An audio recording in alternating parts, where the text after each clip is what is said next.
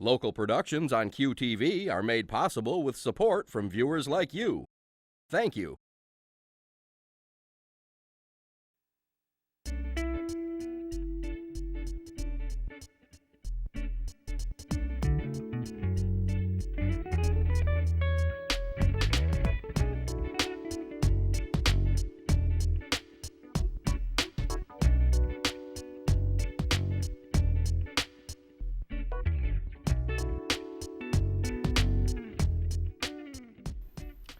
Hello everyone, I'm Junia, and welcome to Uncommon Sense. Thank you for joining us today. My guest is the Managing Director for Midland's Dow Gardens, Edward Haycock. Ed is also the creator of MidCom, a self-sustaining nonprofit consortium that delivers enterprise-class information technology services. Welcome, Ed. First, the Dow Gardens. This is a new one. Sure. Tell us about that and what are you going to be doing? Sure. I have just accepted a position and we'll start on March 3rd to be the Managing Director of the Dow Gardens, which I'm very excited about. The Dow Gardens is the what I call Midland's backyard. It's the Dow family estate and originally started by Herbert Dow. And it was a facility that he built for his relaxation and to kind of get away and reconnect with himself and his family. And the family has carried that forward and given it to the community as a gift, made it available to the public so they can come in and participate in the gardens and enjoy it the same way that Mr. Dow did when he was living there. So. Is it presumed to be a year-round garden, or do you sort of close down during periods of, say, winter? Yeah, we're open during the winter. We have many people who come and do walks in the wintertime and use the gardens for relaxation and exercise. And the gardens, truthfully, is very beautiful in the wintertime as well. It is dormant in terms of the growth season, but it's a very peaceful place to be, even in the wintertime. And then, of course, in the winter, we have the Christmas walk and get decorated and primed and ready. And starting in last day of February, coming up in a couple weeks here, butterflies will be also at the Dow Gardens. So that'll run for about a month and a half, and that will slowly move us into the growing season. So we always look forward to that. And I understand the Dow Gardens are a prime location for weddings. It is, absolutely. The number of weddings, when it started now, I'm new to this, but my understanding is that when they started doing weddings, they were saying, well, we'll do one a weekend there. But the demand was so high that now they're doing 2, 3, 4 a weekend. And it's a very popular place just because of its sheer beauty and its property. It's just gorgeous. So. Now, what is MidCon? MidCon is a program I started, about 1998-99. And it sort of happened by accident. I was working at Michigan Molecular Institute, and so a whole bunch of science guys and geeks, and they were having network problems, and I was hired on to help fix their network problems. The person who had managed their computer environment before me was a guy who managed instrument maintenance and telephones, and phones have wires, so networks have wires, so naturally he was doing the network thing. But they really found themselves in trouble because they had 4 different networks in their environment, and the research people couldn't talk to the accounting people on the network and share information. And so for a small organization of 50 to 60 scientists to not be able to communicate in the same building was very difficult. So I was brought on, and I was able to help alleviate that, fix it, get everybody on the same network, start sharing data more effectively, more efficiently, make sure we had good backups and make sure that the system was up and running for everybody.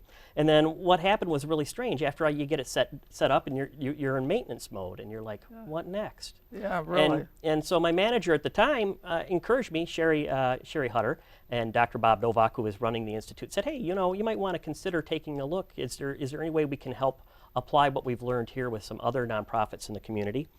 To which I went across the street to the Center for the Arts. They were looking for a new IT person.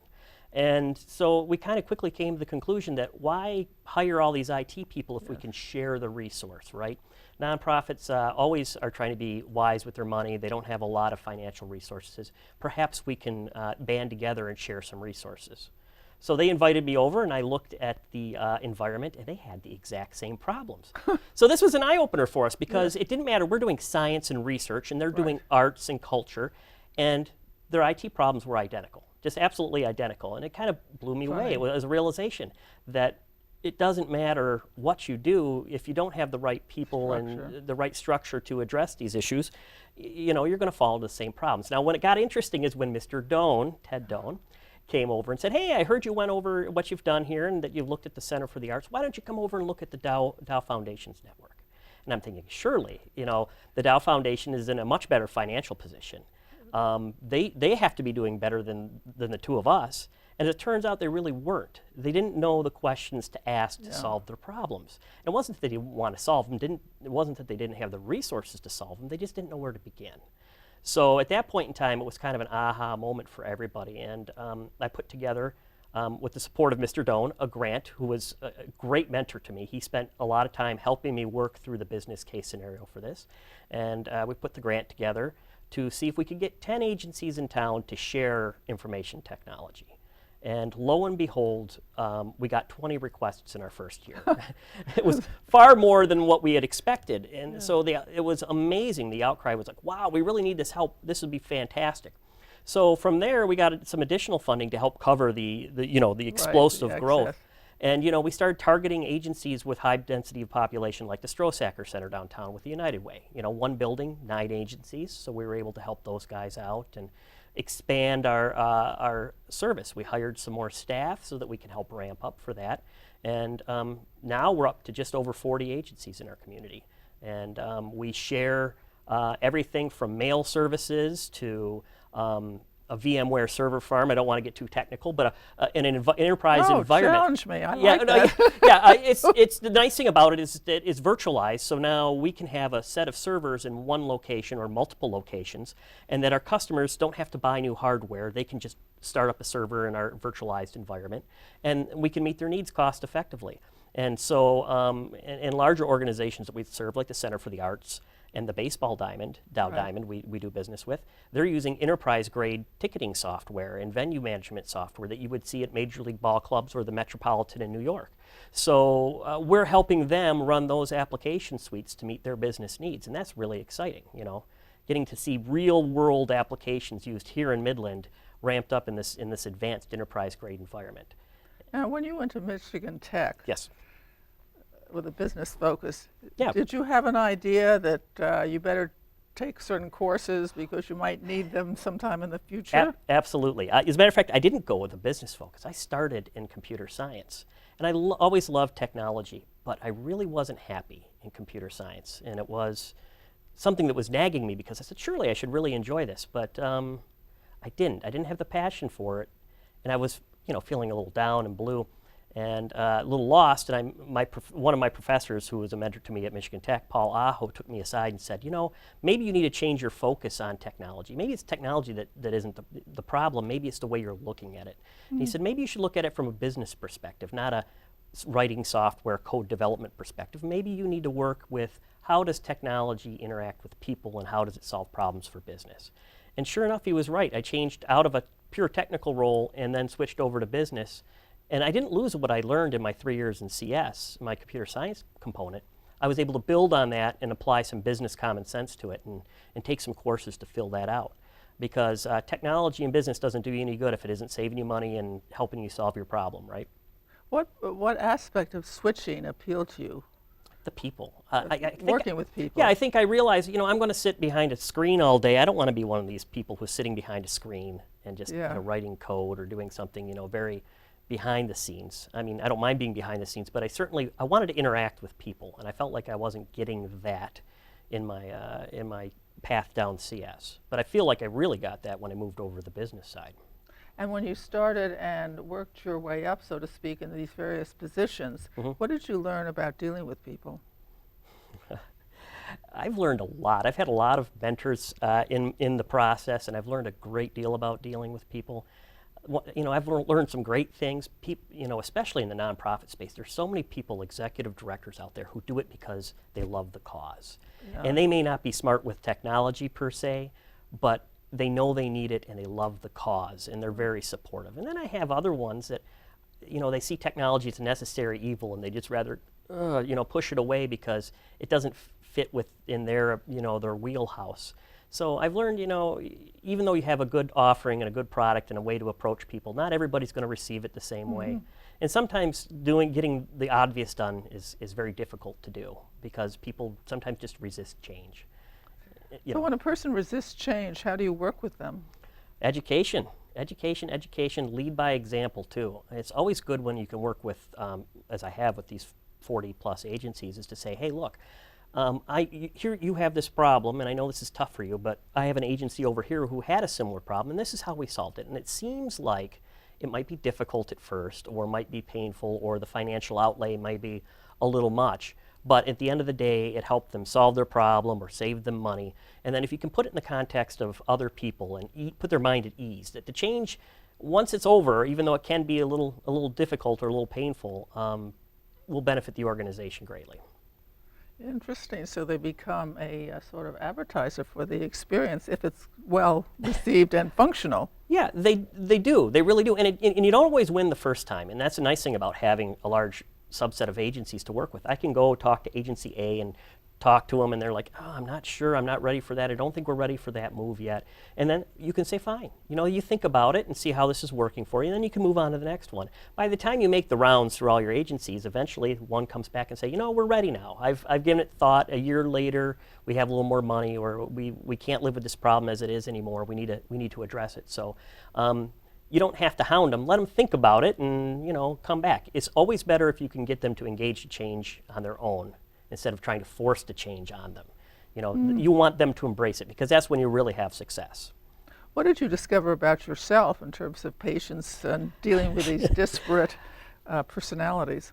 I learned quite a bit. It was some tough going in there, sometimes very frustrating, but the thing that kept it going for me was that the cause. The agencies I served were serving people to better our community. And it didn't matter if I was having some tough goes with certain executive directors, or I wasn't getting as much done as I'd wanted, or I was running into problems. But at the end of the day, when you realize the customer base that you're serving, the people in our community who need those services are going to benefit if we can provide better technology and reduce their cost. You reduce their cost on the back end of the business, they have more money to give to the cause on the front end. And that's really what we're about. So I learned, take a step back, take a breath, and remember who's at the other end of this transaction. And it kind of makes you feel a little better when you realize that. You recall just before the show, I was telling you my experience with Twitter. Yes. That when it first came out, I wanted to do it, even though a friend of mine said, what a waste of time. Sure. Because I wanted to understand and observe how it might change my thinking or my brain. When people get into technology, does it change their brain, or do we have to wait to social media to have that discussion? I think it changes their brain. I think, there's a whole generation. Social media has just been explosive, obviously, Facebook, Twitter, and either you love it or you hate it. And now, with the younger population, they're not afraid to put anything and everything about themselves out in a very public forum. And for you and I, who've been around a little longer, we're not as inclined to do that. And so it does change the way you think about how you express yourself. And sometimes that can be very good, and sometimes that can be very dangerous, because those things, as you had mentioned in our earlier conversation, saving tweets from the first year in the Library of Congress, nobody asked you if they were going to keep your tweets. Yeah, so now there you are, documented in perpetuity on what you have said. And so younger kids and younger generations don't really think about that in the long-term effect. So we have to learn how to engage social media carefully. And there's been, you've been reading articles and stuff, a little backlash. People are starting to disband their accounts from Facebook and Twitter and kind of trying to clean up their internet profile because they realized, hey, I have no privacy anymore. I've shared everything, and they've lost something in that transaction. So technology can be an incredible tool, but you have to be careful how you use it, when you use it, and how far you go with it. So talking to a younger person who might be in MidCom in one of the agencies, do you have to talk to them differently? I don't say differently exactly, but emphasize different things because they've had exposure, or they might have a different way of absorbing information or valuing direction. Yeah, there's no doubt. You can't treat any of the executive directors or staff identically or the same. It's, they're unique individuals, and each person learns a little differently. Some easier than others, but so you can't always approach the problem in the same way. The nice thing about MITCON is it's grown and developed over the last 13, 14 years is that we've gotten really good at taking what everybody does that's the same.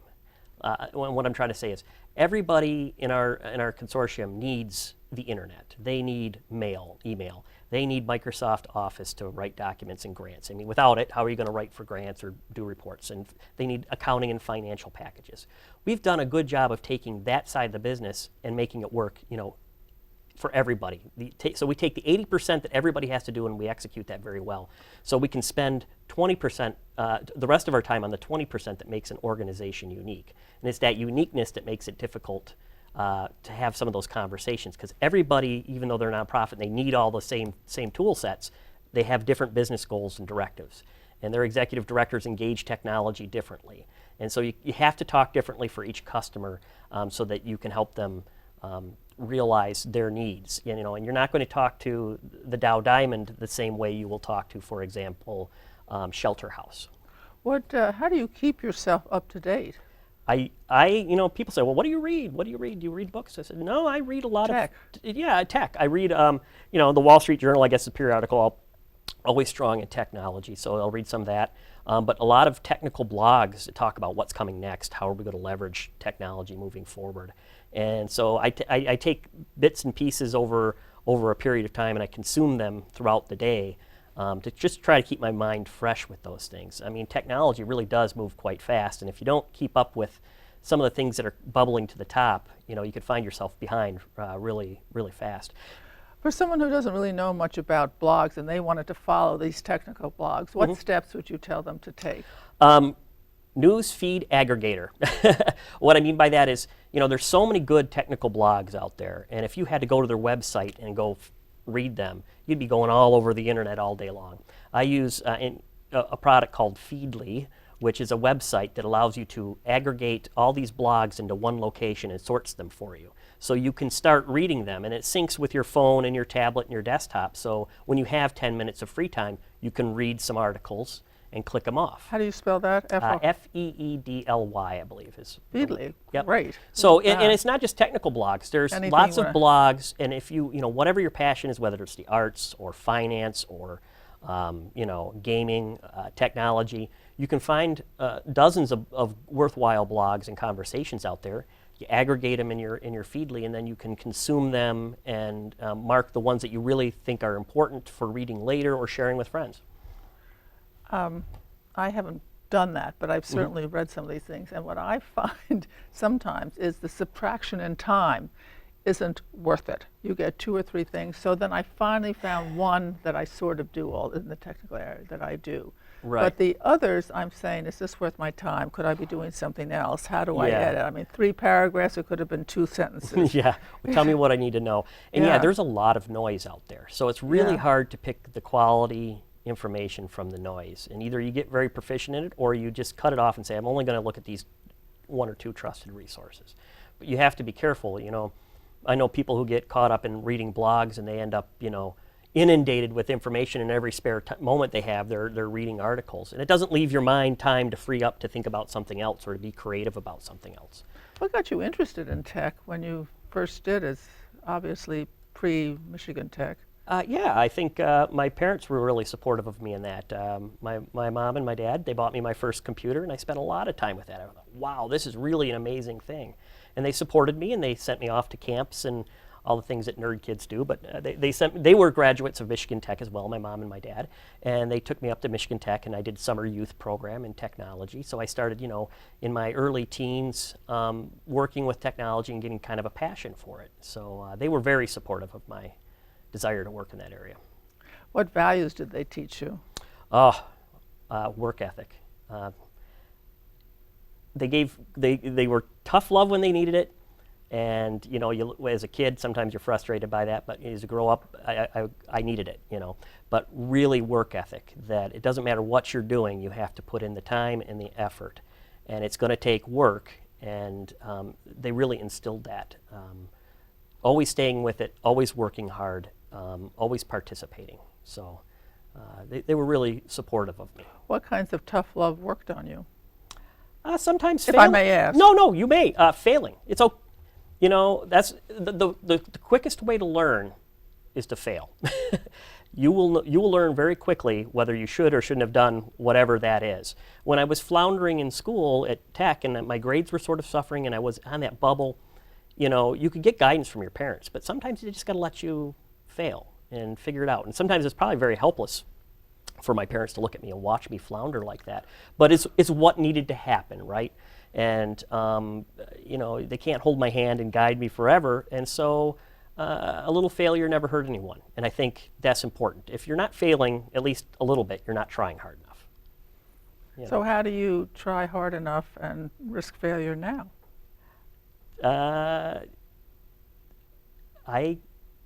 Making a jump from technology to the gardens is a prime example of, you know, I could stay here and be very comfortable at what I'm doing. And I like what I do, and I think I'm pretty good at what I do. And I'm very proud of the program we've built, and the people that work on my team are fantastic, second to none. And they're very passionate about it. And I could keep doing that. But, you know, if I'm not extending myself a little bit, I'm not doing myself a good service. And this was a position that I looked at and said, you know, if this ever came up in town, I would really be interested in that. I told my wife that. I'm like, well, you know, if that ever came up, I could do this. And because I think the Gardens is ready for something a little new, and I was ready to bring some of what I know to the Gardens, and I think I can extend myself that way.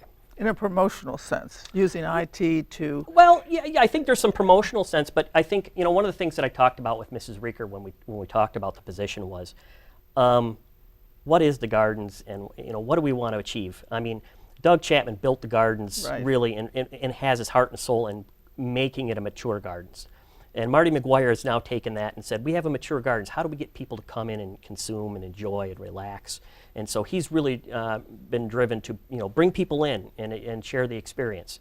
And so my focus is, when I was talking to Mrs. Rieker about this, is education and engaging our environment with a little more technology. And when I say education, we get tours and kids who come in, and we bring them to the Gardens and we teach them entomology or biology or, you know, plant horticulture. But, you know, enrollments in schools, as you know, is declining. Money for field trips is on the decline. We're not able to entertain kids as much, and because there's budget constraints. So we want to say, how can we still engage the kids with maybe perhaps using technology and doing a little distance learning? Like online courses? Yes, right on our campus we have fiber that's from MCONET. It's a fiber consortium in town, and it connects with Merit, which provides IT services to most all K through 12 schools in the state, as well as the state universities. And if we can plug into that network and we can figure out how we deliver our material remotely, we can reach a wider audience doing what we do really well. We got really smart people. We have very capable horticulturists and entomologists and biologists, and we want to be able to share them with people outside of our immediate community. What attracted you when you said to your wife, that's a job I'd consider if it ever came available, that I could do that? I think it's What drew you? I mean, it was time for a change? No, I think, you know, my wife is an artist. And the one thing, as a mentor to me, the one thing I learned from her is the people who do what they do really well are really artists themselves. Their medium may not be paint or, you know, sculpture. The medium is what it is they do well. And so I learned that people who are very successful, whether they're scientists at MMI or horticulturists at Dow Gardens, are the ones who are the most creative with their thought process and willing to, like, for example, push the paint around, just, you know, be free to create and explore. And so that always attracted me, and I thought, you know, they've got a top quality staff over there. They're really doing some great stuff. It would be great to work with that staff, but also maybe see if I can bring in some technology to help with the distance learning and to help with the education and help take the Dow Gardens from a smaller part in our region, but take it statewide. Let it flower. Yeah, let it flower. Let it flower. We're smart people. We're good people over there. Let's take it to the bigger scene. In the sun. Right, right, exactly. Thank you, Ed. So, we've learned several things from Ed. Firstly, in managing people, they learn at different rates, and they often can accept new things, not by having it forced on them, but seeing somebody else who has had a similar problem solved. We have learned that he had brilliant parents, not only emphasizing hard work, which means do your very best, see it through even if you don't want it, and make it happen. But when he was sort of wobbly in school at Michigan Tech, not to step in, to let him kind of find his way. And one of the ways he did it was asking for help, whether this professor picked it up on his own or he asked. And the professor said, I don't know if tech's totally enough for you, would you like to try another type of major? He moved into business, and he found out what he wanted was the people experience and the people interaction. It is the person who seizes on possibilities by looking around him from what he's currently doing, and that's very good because everybody is creative. Everybody has it in them to do miraculous things if they only thought about it and started. What I also liked about Ed's comment is long before the position was available, he talked about, I might be interested. Already he was thinking about expanding his life, not to say the same. So thank you all for tuning in, and remember, do something kind for someone you know and someone you don't know, and do it again next week. And I will see you next week when you tune in to, I hope and will promise you, another wonderful program. And thank you, Ed. Thank you very much. To contact Junia, send her an email at info@juniadoan.com. For more information, program schedules, and news about future guests, go to www.juniadoan.com.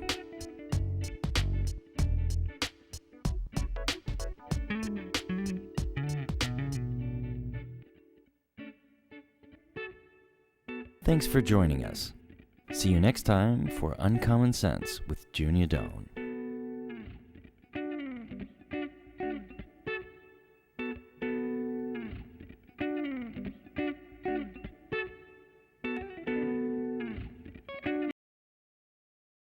Local productions on QTV are made possible with support from viewers like you. Thank you.